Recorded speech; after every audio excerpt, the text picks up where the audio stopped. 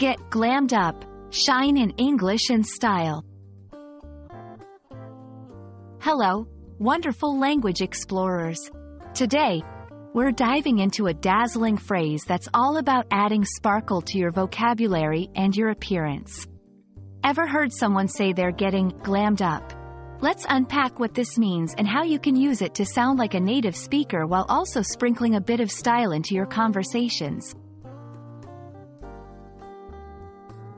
When someone says they're getting glammed up, they're talking about dressing in a very stylish and often glamorous way. It usually means putting an extra effort to look elegant or sophisticated for a special occasion. Think of it as transforming from your everyday look to a movie star on the red carpet.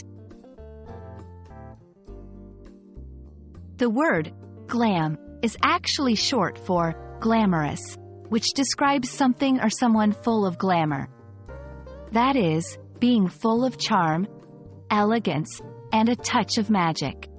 The term became widely popular in the 1970s with the advent of glam rock, a style of rock music known for its flamboyant and flashy performers. Let's put it into practice. Here are a few examples. I'm getting glammed up for the gala tonight. She got all glammed up and looked like a Hollywood star. The event calls for everyone to be glammed up. It's very formal. Remember, you can use this phrase to talk about others or yourself when there's a sense of transformation involved for a special, often elegant, occasion. In different cultures, the idea of getting glammed up can vary. It's a versatile phrase that can be adapted to any situation where someone is enhancing their appearance beyond the everyday norm. It's all about context and the level of sophistication expected for the event in question. And that's a wrap on getting glammed up.